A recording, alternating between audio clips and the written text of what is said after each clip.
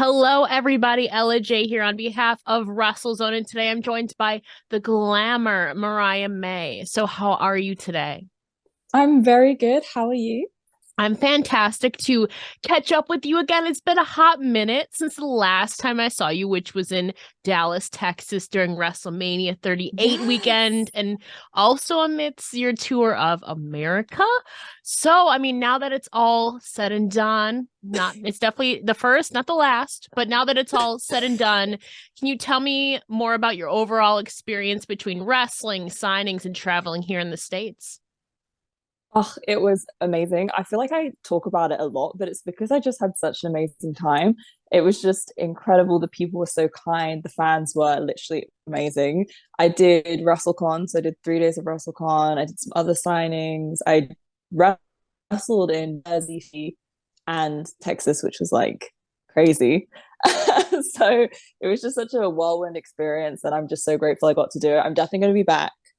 And it was an amazing experience, definitely. You guys go big. Everything in America is big. The wrestling, the food, I mean, granted, we were everything also is in bigger. Texas. So, I mean, everything is big in Texas, just saying. Yes, it is. It is. Now, do you maybe have any potential hopes or plans for LA next year? You're trying to get stuff out of me. I mean, definitely really want to. I have another commitment, which I'm not sure when that will kind of finish. So if I can make it, I'd love for Zoe and I, the Dream Dolls, to do LA. I also have an opportunity for me in New York, so I'm kind of hoping to do what I did last time and try and do a couple of states. But if I can be there, I would love to. I'd also love to go and see WrestleMania, just because I am a wrestler and I love the work I do, but it's also nice to be a fan sometimes and just see the spectacle and kind of see the end goal. And so, yeah, I'd love to go to WrestleMania. Mm. You mentioned obviously the your tag team partner, Zoe Lucas, in speaking of Tours of America, she will officially be making her return to professional wrestling this month in the month of November. So, is it possible we ever see a reunion of the Dream Dolls?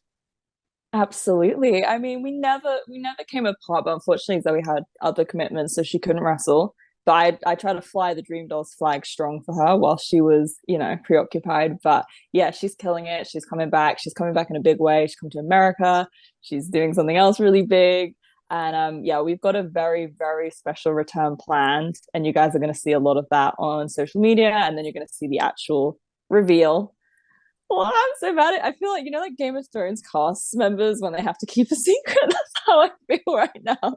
But we've got some really big stuff planned, and I feel like it was really tough timing because we just got together and we were doing all this amazing stuff, and we had trained so hard as well behind the scenes. We'd come up with so much different stuff about our characters and where we wanted to go and matching gear and everything.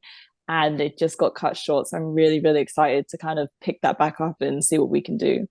Do you know what? I don't think I haven't. It's been about 2 years since the last time I like extendedly talked to you. I'm curious, like, how did I feel? It's obviously seems kind of like Bratz Dolly and all of that, but how did you guys solidify the name of the Dream Dolls? Oh my gosh. It was a lot of back and forth. Like, I have friends who are wrestlers and not wrestlers. So what would happen is Zoe and I would just text. We text all day, every day. Like the minute we got put together, we're just like best friends. But we would just send ideas, and we're both really, really honest. Like, we could be so honest with each other. So we just text ideas, and we just be like, hate it. Like, no, like I would send something and be like, delete the message. I don't even like it anymore. And we just go back and forth so much, and then we put together like a list, and then we'd kind of take it to like, friends who are wrestlers, friends who aren't wrestlers, and be like, what do you think? What does it mean? And I was mostly interested in, I have a couple of friends who watch wrestling, but they're not wrestlers themselves, in their opinions, because I think as wrestlers or anyone in the business, you overthink it. Yeah. Whereas if you're just, you're a fan, you're just going to be like, that sounds great, or that sounds terrible.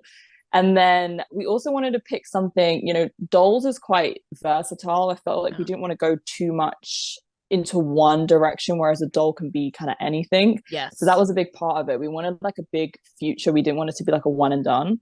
And we were like, how can we pick a name that is us and it is different? And we are very cutesy little dream dolls, but has more of a future and can go into different directions. So it was definitely tough because there was like a lot of names that were quite, because she's the beauty restaurant and the Glamour. Yes. So we could have gone super, super like cutesy, cutesy, but we're not always going to be that. We're always going to evolve. So we were like, dolls, I think, like a Bratz doll and a Barbie doll have been around for years. Yeah. So that's kind of the vibe. I remember seeing, I think it was a photo shoot or something Zoe did where she was inside like a Barbie doll, like Yeah. box and all of that. So I mean, I don't know if you guys have done a photo shoot like that, but I feel like that is definitely something you Yes. absolutely, or like part of your entrance or something. I feel like that, how Yeah. that New Day came out of WrestleMania a cereal entrance. box one year, like Yeah. did come out of the doll box. Yeah, so like it's crazy because I just have, whenever I see random stuff, I just get so many ideas. Like a couple of years ago, I actually wrote down Barbie box. And then me and Zoe weren't together. I didn't even know Zoe. And she released a t-shirt and it was her. It was like a little beauty Mhm. doll inside of a box. And I was like, no, I wanted to do that. And now if I do it, she's gonna think that, I was like, oh, and then we got put together. And then the first thing we both said was, we need to come out of the Barbie box together. And so we definitely need to do it, whether it's a special entrance or a shoe or both. I found this thing online where it's like you can actually just wear the Barbie box. What? Yeah, it's like a comedy like outfit. It's like it was like a Halloween costume from like Dolls Kill, something crazy. And you wear the box out, and I was like to Zoe, I feel like we could wear this, but not ironically. Like this would actually just be. You could. I feel like too it fits like the aesthetic and like being of the Glamour and the beauty wrestler. Like it's on brand for you guys, whether it's Halloween or not, honestly. Every day is Halloween for us. Okay, we dress up all year round. Exactly. You dress to impress always. And I Yeah. feel like obviously Zoe has been in the game for a while now. I think it's about 7, 8 years since she's been in the game and definitely a great world traveler too. So, I mean, can you tell us more about your experience like working alongside the beauty wrestler and maybe some things you've maybe learned from her? Oh, I've learned a lot from Zoe. I mean, it is crazy because like when with like we're actually best friends and we're sisters, and it's like when we just hang out, we're both so silly and like just best mates. But then it is crazy because in wrestling, I'm still super new. Yeah. Like if you take out COVID, which I don't really count because for 2 years I couldn't get into the ring. I did a lot on socials, but I couldn't get in. I Mhm. feel like on shows, I've been on shows for about 2 full years. Mhm. Yeah. So like I'm still new. I've done a lot in that time, but I've got so much to learn. And then it's crazy. I'm trying not to spoil things again, but there's just so much that like Zoe has taught me and like things coming up that Zoe's been helping me with and teaching me. And also as well, like she'll I don't know if she'll like this, but she's a bit like a mom sometimes. Like if I ever need advice of someone or I just need someone who's like really level-headed, it is Zoe. Like she just gives the best advice and she's very calm, whereas I'm quite like crazy. So I feel like she's, perfect like that. And she's taught me so much with wrestling. And I feel like we bring out the best in each other. We're very like competitive. So when we plan stuff, we really make each other be like, yeah, let's go, you know? Exactly. And I feel like too that balances itself out. Obviously, your friends, it's kind of good to have that competitive, that respectful competitive nature, and you two can kind of I guess yin and yang, although you're pretty similar. So I feel like it just balances each other out, you know? Yeah, definitely, definitely. I feel like too, you've also had some cool opportunities to travel recently. You recently flew over to be part of season 3 of The Ring of Pakistan. So can you tell us more about that project, your involvement and your overall experience there? Oh my gosh, it was amazing. So that kind of came out of nowhere, which I Really? feel like all the big things do. I don't know, you in your head, you like when you have like goals and dreams, you're like planning and then it just happens out of nowhere. And which is crazy. One day I got asked and I spoke to a couple of people who'd been and they're like, you had this amazing experience. And I was like, great. So I'm going. And it was just incredible. I mean, for me as a woman, it's really important to go. Me and Amal talked a lot about this. But for the little girls there, they were so excited to see Amal and I. And I guess it's because you see yourself, you see yourself up there as, the superstar, as the Yeah. wrestler. So it was really important for me as a woman to go, and the way that they treat us and looked after us. Honestly, I felt like a princess. I did actually vlog it. So I feel like I'm going to get to show you guys like a little bit of how that experience was. But it was just amazing as well. I feel in Pakistan they don't have a lot of wrestling. This is really all they have, and Yeah. they're so grateful and I think it's the first enthusiastic. ever wrestling promotion in Pakistan Yeah, too, according to their yeah, Instagram. Yeah, go on. yeah, and it's just like when you watch some of the clips from it, it's just they're so excited to see it. Like they don't have anything, so when they see wrestling, it's like I feel like they perceive it how we did as a child. We're so spoiled, which isn't a bad thing, you know. The more wrestling, the better. We're so spoiled and we digest so much content. Whereas for them, this is it. This is the only live wrestling they'll see. It's probably some of the only wrestling they'll watch, and they're just so enamored by it. And I feel like it's that childhood like adoration you have for wrestling, and I just to be a part of that is so special. And we were meant to be going back at the end of this month, but I think it's going to be December possibly now. But I am going to be making my debut for them, and there's going to be some more girls coming over too. So it's going to be really exciting, and I'm excited to kind of be a part of something that's growing and building, and yeah, it's good stuff. And you are definitely growing and building your career, my friend. We like to do what's called a watch list feature here on WrestleZone. So, I mean, over the last year or so, you've been in the US, the UK, Pakistan. You've been traveling a lot. Is there been one like particular match or moment of yours that stands out to you, or one that you're just particularly proud of?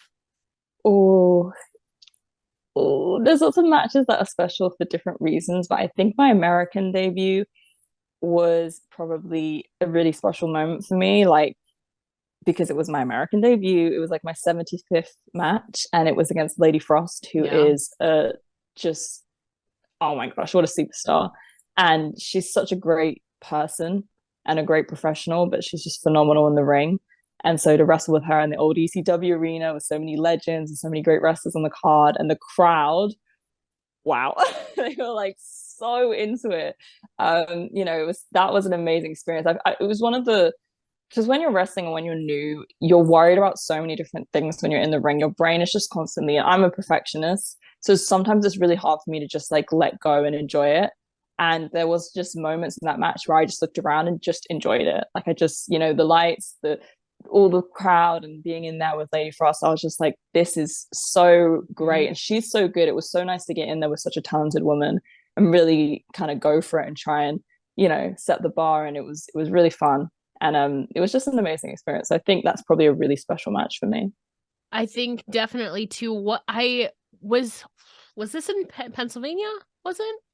I think so. I'm really bad with So. locations. I'm pretty sure because I know you did like Pennsylvania and Jersey. Yeah, And but then I you kept went to getting them Texas, I confused. think. Yeah. Well, I kept Fair. getting them confused, but I'm like the Glamour and I'm British, so it's all the same to me, to be honest.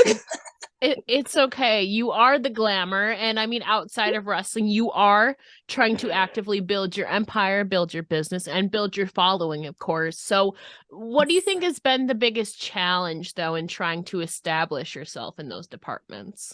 COVID. Fair That was enough. definitely the big one.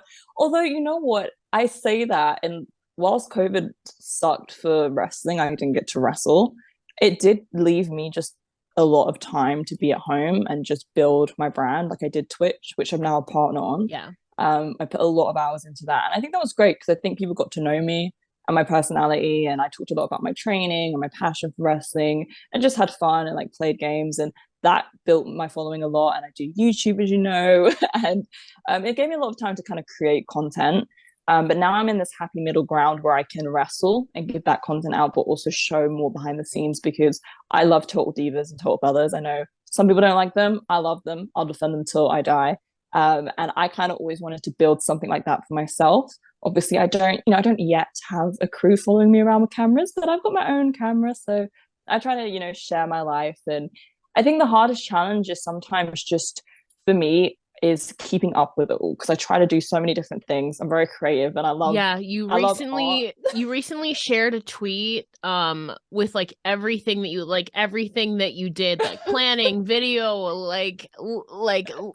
diet, like working out, like literally everything. Like I pulled it up while I was doing my research. I was like, "Damn, girl." Like you literally I don't know how you do like acting, modeling, wrestling, Twitch streaming, YouTube, like and then you meal prepping yourself. Granted you don't sleep, so that makes more sense to me because you'll literally be up till like 4 in the morning UK, and I'm like, why is she still up? You tweeted me once and I you were like, literally, why are you awake? because I realized the time. And then, like, granted, you don't sleep, so it like makes sense, you know. But like, Yeah. still, I feel like that's got to take its toll after a while, though, too.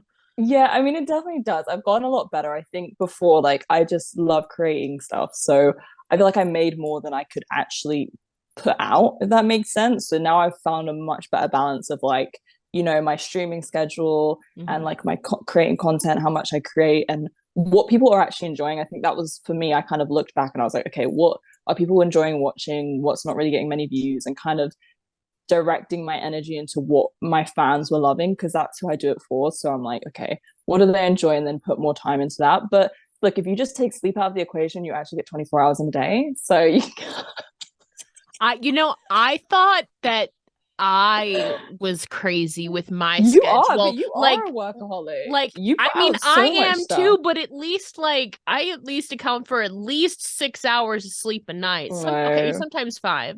I thought I was a lot, working 60 to 70 hours a week, depending on the week. Girl, you got me beat by like, I do have like I call it like a vampire day. There'll be like one day. It's normally like if I wrestle a couple of days. So with wrestling, you just get back at ridiculous yeah, times because you're driving so much. So you'll get back at like 4 in the morning. If I have like a day off like a Sunday, I'll just sleep all day.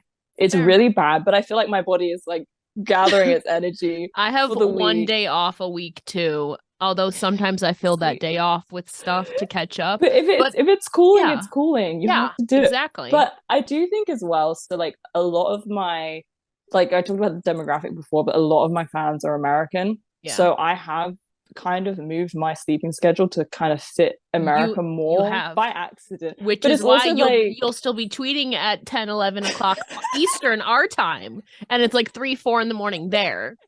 yeah, literally. But I get up a little bit later here because Yeah. I run my own business now, so I'm full time Yeah. with that. When I used to work a full time normal job here, like in the office, that's when it was very difficult. Whereas now that I'm full time with Mariah May and I do all things Mariah all day, which I love and hate, it means I do have a little bit more freedom in my schedule. And then looking at my followers being American by accident, but it's kind of for the best, I have slipped, not fully, don't worry, but like a little bit into staying up a bit later, but then getting up a bit later because with streaming on Twitch, if I go on super early, they're not going to be there. So Yeah. I did kind of, because I was doing this, I was streaming so late to fit my American followers and then getting up at like 7 in the morning. And I was like, why am I getting up this early? Like it's so silly because I'm burning the candle at both ends. So sometimes when you are like self-employed, and I think a lot of creatives and artists will understand this, you have to kind of find a schedule that fits you, which is really weird and jarring. And sometimes Ella will tweet you and be like, why are you awake? But sometimes it kind of works. You have to find what suits you and sleep sometimes, maybe. I feel like too, you've said before that if you were to give one piece of advice to aspiring wrestlers, it would be to have some kind of backup plan because wrestling is unpredictable and there's always, of course, the risk of injury. But for you, I mean, you have like 17 different things going on. What would you consider your backup plan? Ooh, that's a good question. So I have backup plans. Like I have some qualifications obviously before I started wrestling. Yeah. And I have a job I could go back to there. But I'd like to think if, God forbid, something happened Yeah. with wrestling, I wouldn't really call them backup plans because there's still things I'm actively pursuing. But like I do acting. I recently shot a film and there's still stuff that I pursue at the moment because I used to always think there was like a path and you have to do one thing at a time. Whereas I realized you can kind of shoot for everything. And so I do act as well and I model. So if wrestling something happened and I couldn't be in wrestling in any capacity because I'd still love to ballet or be a GM or something cool like that because I like entertaining, I like playing a character. If that just couldn't happen for me, I would just pursue acting full time and I obviously could still do my Twitch and my YouTube. So I think it's weird. My backup plan is Mariah May still. Yeah, I mean it's basically like freelance work, like just combined into like full yeah. time, which is basically what I'm doing right now. Like Yeah, I everything know. combined is just like way more than full time. Yeah, that is the thing. It's like if you explain one thing to someone, they're like, you don't do that much. But then when you add up all It's the different yeah, things, it's like, exactly. this is too much. It doesn't fit. You get it. You get it. Yeah. Yeah. I get it. Don't worry. I feel like too though, I mean you are the glamour, but I mean life isn't always glitz and glam though, between the acting world, pro wrestling, modeling, streaming, like everything you're doing. How do you maintain a positive body image? Oh, it's actually funny you should ask me that because recently I've been feeling so down in the dumps about it. I'm bulking at the moment. And so I don't look how I normally look. And it's hard because so when you're an athlete, it depends on your personal goals, but at some point you're probably gonna have to bulk to put on size. It's the easiest way to do it. Everybody is different. But that's the advice I've been given. And so, I'm bulking at the moment, which means I'm not like super lean. I don't have, a six pack. And then also when you wrestle, you're in the weirdest positions, which make you look so strange. Like, you have to understand in your head, like, that's not how you really look. It's just an angle. But it's definitely difficult because you'll see yourself back. And even though you've gone like 12 steps forward, you'll be like, oh, and see something and it'll just throw you back to the start. But I think it's just really important. You have to I know it sounds really cliche, but you have to learn to love yourself. I think for me, and this isn't really the best example, but it's true. So I'm just going to be real. Is I've seen, some celebrities who've had so much surgery done. Yeah. And the reason they've had it is because they've been bullied so much about the way that they look. They've had so much surgery done, and you'll see these beautiful photo shoots and they'll look absolutely flawless because photo shoots are makeup, they're lighting, they're everything perfect. And then you'll see them like getting their groceries and you can see all the filler in their face, and they just look kind of normal, but also they've had too much work done. And it's really just sobering to realize that, like, no matter what you do, if you keep telling yourself I need to be perfect, you'll never be happy. So you need to love who you are and be happy with who you are, and not let other people's opinions or a couple of bad pictures, and understand as well, like, lighting is really important, photo shoots are really important, angles are really important, and like one bad day doesn't mean that you're not pretty or you're not good enough. So you need to just understand that you can't keep chasing something that doesn't exist. You need to love who you are, and if you want to make changes, that's fine, like, that's cool. And I'm not against surgery at all. Like, if you want to get something done, you want to get something done, but just be very aware of, like, if you keep chasing perfection, there is no such thing, because even the most beautiful women I've ever seen get surgery done, and it's just slippery slope. Yeah, it's hard, especially too, and like we're conditioned to like feel like we should look a certain way, or we look up to people who look a certain way, and it becomes like habitual and like self critical, and it just festers is the word I'm looking for. Yes. So I totally get that, but you are obviously very deep into modeling too as well. So what have been your favorite or most memorable photo shoots you've ever done? Ooh, so one of my favorite shoots is actually with Musselwhite. He's a photographer here in the UK. He used to do wrestling. He's done like AW and stuff, but he now more does like non-wrestling stuff. And when I actually moved down to Portsmouth, so I was in Portsmouth last year, which is where his studio is based. He's like, "Do you want to come in for a shoot?" And I was like, "Yes." And he's great because the shoot that we did had a lot of meaning behind it. We did this shoot where I had like this pink power suit on, but it had a lot of like deeper meanings behind it that was great for me to know. And some fans might know, some might not. But just when you looked at the images, it just felt so powerful and so strong, and like, like a businesswoman, but still cute. Is it the one where you're wearing blue and the white gloves? No, that's our second shoot, but that is Musselwhite as well. That's like, you can tell a Musselwhite shoot when you see one. But yeah, then we've continued to work together. But our first shoot was definitely special, and that's actually, I took a break from modeling just because I happened to be doing a lot of wrestling. Like, it took off in one way, and it was my first shoot back in a really long time, and I forgot like what it was like, and it was such a great experience. I think it's really important who you work with when you are a model. And that was such a great experience. And then another really cool one was modeling in Canada. I modeled for Freddie's Jeans in Canada, which was just such, like, what, I was in Canada. Like, I was like, oh my God, how am I here? Like, this is such a surreal moment for me. It's like a little pinch me moment, definitely. But those are two really special ones, I think, for now, until the future. For now, I mean, you said you've kind of not stepped away, but like lessened it a bit as you obviously take on other commitments. But if you had an unlimited budget, what does your dream photo shoot look like? Like, where would it be set? What would be the aesthetic? Oh, okay. Well, I want it to be in a palace. Okay. So there's that for starters. The House of May. Okay. House May. Welcome on in. Ooh, I don't know. So I have like a lot of really fun photo shoot concepts, which I work with someone called Over by Design, who you might have heard of. Yeah, He yes. does a lot of my stuff, a lot of my graphics. Everyone's always like, "Your page is so perfect," and I'm like, "Over by Design." I just shout words at him, and he makes art. But so we have a lot of fun stuff where I'll get what I can, and then he'll, edit the background and stuff and make it cool. But the one thing I've always wanted to do, but like you need to actually do it, is literally be in like a palace or one of those like kind of gallery settings. And then, in Gossip Girl, they had like those debutante like dresses, Yes. or like, those like fully crystallized, like Beyonce had one on, and like they're like crystals. And I just want to be like in diamonds under a chandelier. That's what I want. So if anyone has like a lot of money, send it to me. No question. Are you gonna swing from that chandelier? Yes, you just leveled it up. You should do like a normal one, and then one of me doing like a moonsault from the chandelier. Please. All I'm singing in my head right now is the Sia song. I was Like, oh, somebody amazing. please make that happen for Mariah somewhere Please. in her If you schedule. have if you have like a palace or a dress, if you can provide I any of the mean, things I involved, mean, you live in the UK, so yeah, I'll just knock on the door of Buckingham Palace. Excuse me. It's me. it's me. Don't you know who I am? I'm the Glamour. I'm Hello. the glamour. Oh, amazing. I feel like too though, obviously like being a huge social media sensation, I feel like not everything we portray or lend onto social media is always like the whole picture and everything because we want to put, our best presentation on.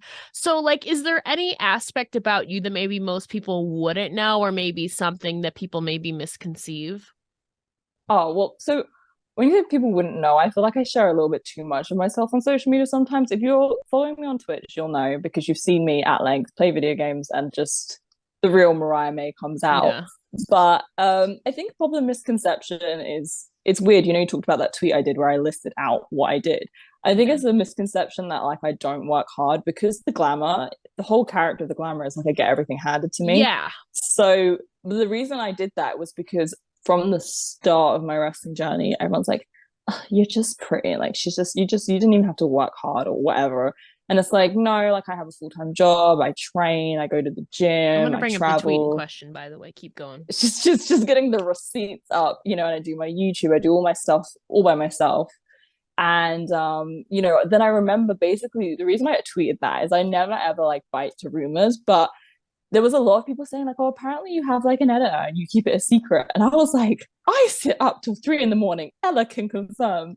I sit up Mhm. till 3 in the morning and I Mhm. edit all my own videos. I film everything myself, all my own hair and makeup.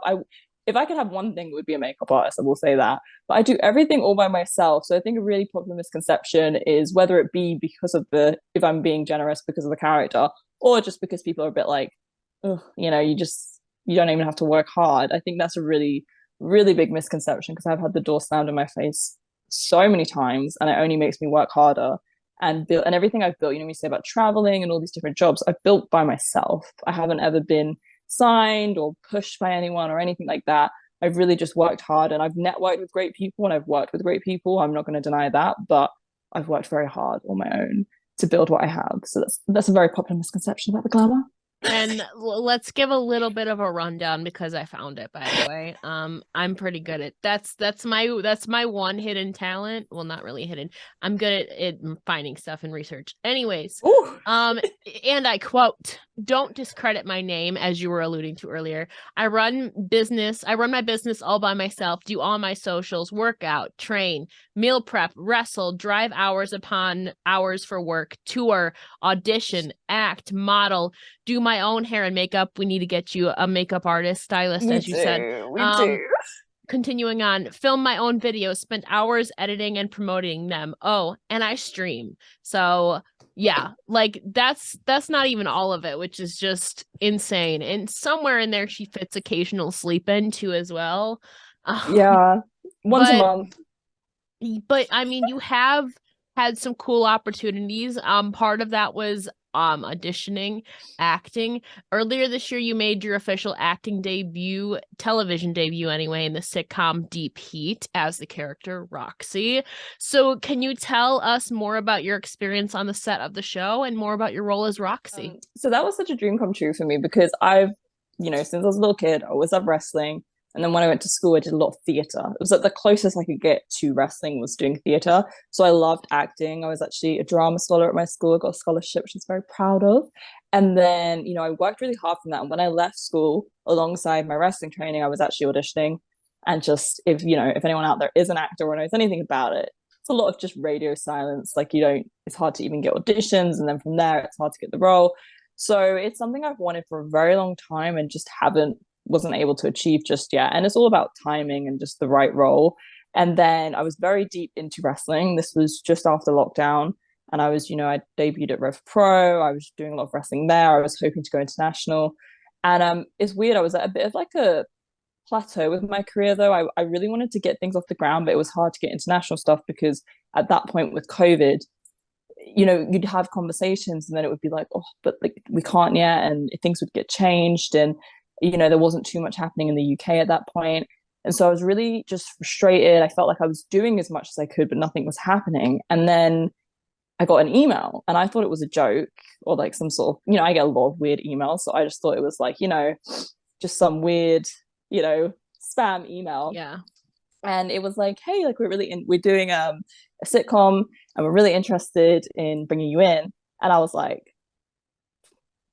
surely not. But then I was like, I'm going to reply because the actual email, I checked the email and the actual email was like at Deep Heat or something like that. Mm-hmm. It's like, I'm going to reply. And then it was just all legitimate. It was so crazy how it just happened because it doesn't happen like that. As someone who's been trying to act for years, it never happens like that. So it was kind of just like a dream come true. And then actually getting to set, I remember I got my call sheet and I was just like, it was again a pinch me moment. I was like, this is insane. And I got to set and it was just incredible. Everyone was so kind, so friendly. But it's just like all these trailers and catering and costume, and they've got you in there, and it's just unreal. And like I said, the best part about it was the people. They were just so giving and so friendly and polite. And there were some other wrestlers on set as well. And obviously none of them had acted before or knew anything about it, and they were so giving with like their time and making sure everyone felt comfortable. And I just tried to learn as much as possible. I was just like watching everything, like taking mental notes of it all. But yeah, that was just a crazy experience, and it really inspired me to like pursue acting more and kind of put more time into it because I want to do it again. Now, why did you originally think that you were only going to be a stunt double? What was your reaction to finding out you actually had a role? Because so I don't know, because it was just, like I said, it was an email, and so originally I thought it was spam or someone playing like a trick, and then I was like, well, I haven't had an audition, so I'm not really sure what it is, and like I'm a wrestler, and the show is about basically British wrestling, and it's about a group of people who are like going to train to become wrestlers or already are wrestlers. And so I was like, I'll obviously be doing the wrestling part for them, I guess, like because they're not just going to get random normal people and actors and just make them wrestle, right? They did, and they were very good. And so at that point I was like, yeah, I'm going to be a stunt double. And then like I actually got the thing and I was like, I'm Roxy, I'm Roxy, like I'm a part. And it was amazing because I'm in the credits and everything. But yeah, I don't know, I guess I just assumed because there was no like audition, and I also sillily kind of thought like, oh, the actors aren't going to wrestle, but they really did. So fair play to them. So I know 6 episodes came out. Is there any status on season 2 or any updates with that? I think there needs to be a season 2 about Roxy, or a Roxy spin-off. Would be amazing, right? No, I mean, I would love for there to be a season 2. The cast worked so hard and the show was such a good feel good. Like I feel like we need TV like that where you can just like decompress and have a good laugh. And so I really hope there is a season 2. I will definitely be trying to be a part of it if there is. But if you guys want a season 2, tweet ITV. Be like, we want season 2. We want Roxy. We want Roxy. There you go. Oh. But I feel like this year, as we've like alluded to, is I feel like undoubtedly been your biggest career professionally, anyways, making your acting debut in TV, American, you're in European wrestling tours, you became a verified Twitch partner. So the question is, what is next for Mariah May? I can't tell you, Ella. It's a secret. I mean, there's something like happening that's something I've wanted for literally ever. So I'm very excited about that. And that will be happening in a couple of months. So you guys will see that. But for me, what's next is just continuing to grow on what I've already done. Like I said, I want to do more acting.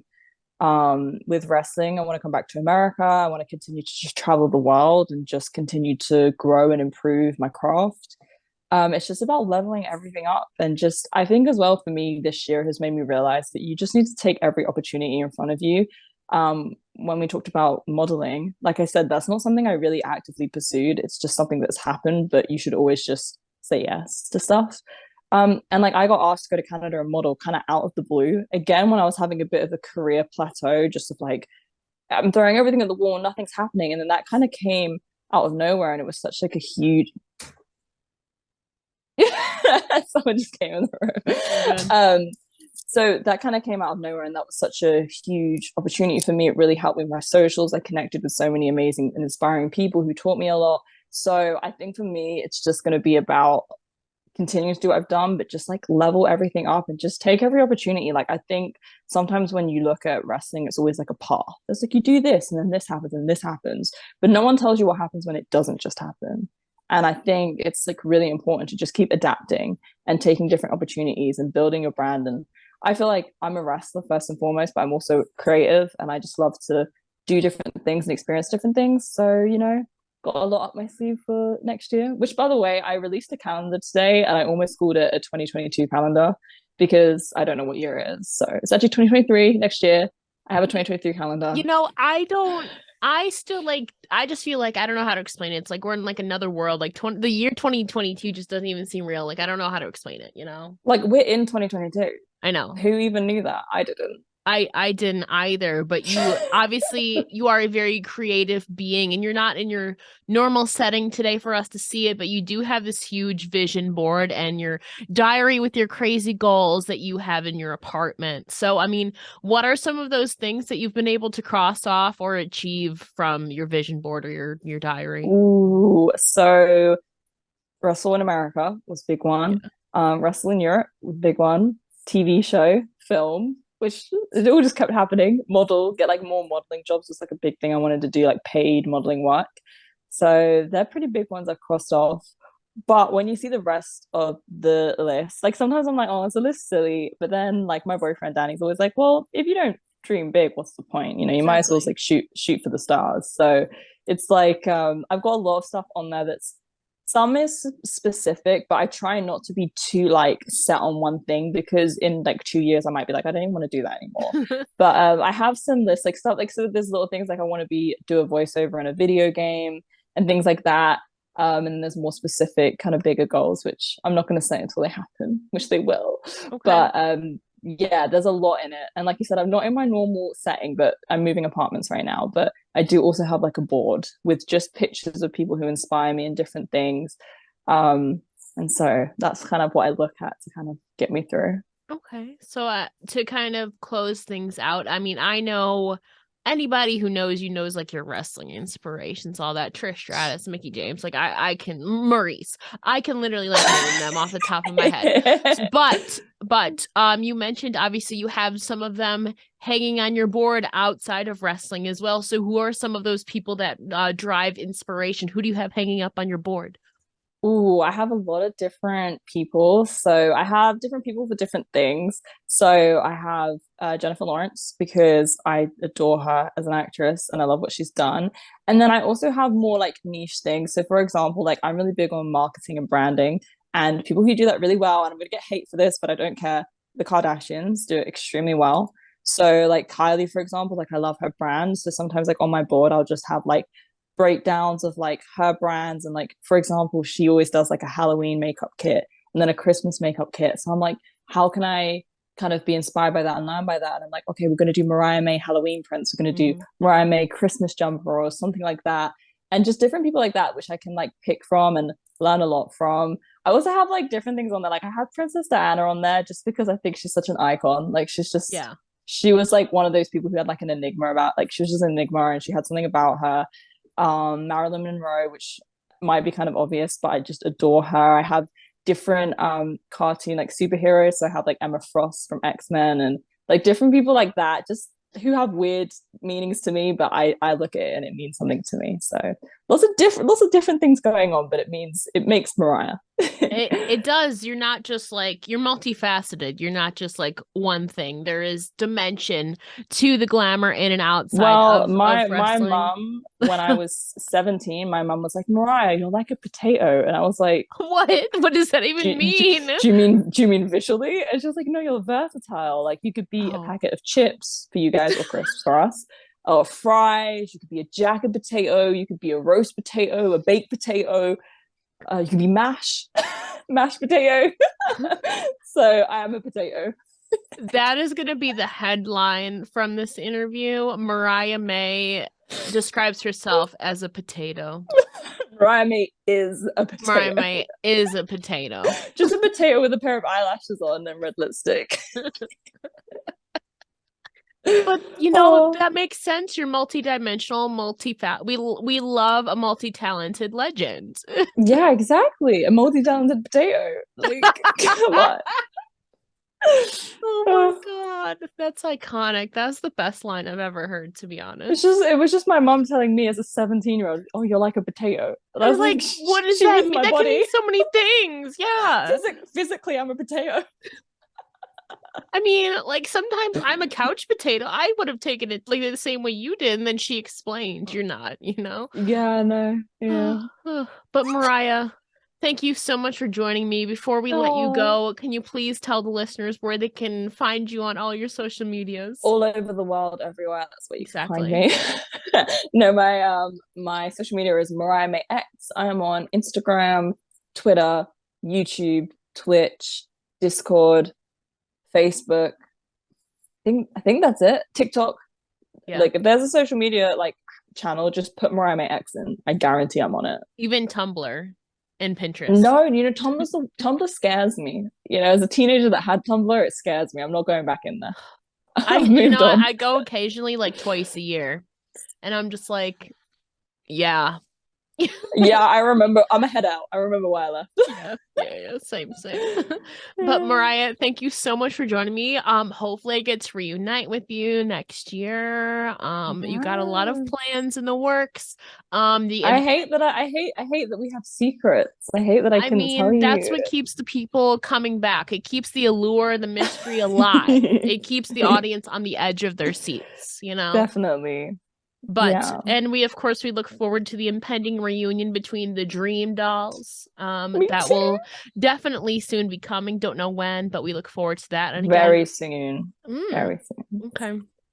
Thank you so much for joining me today. Thank you for having me.